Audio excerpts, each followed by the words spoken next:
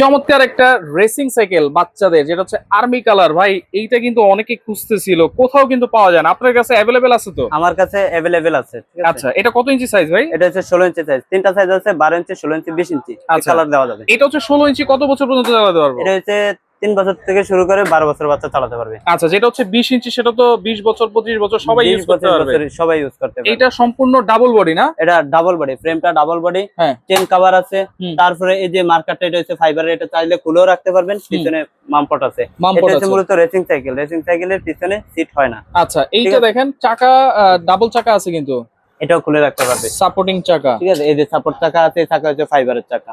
আর এটা ফাইবারের হচ্ছে চাকা। হাইড্রোলিক ব্রেক, হাইড্রোলিক জায়গায় ব্রেক হবে। এই যে দেখেন একেবারে জায়গায় ব্রেক।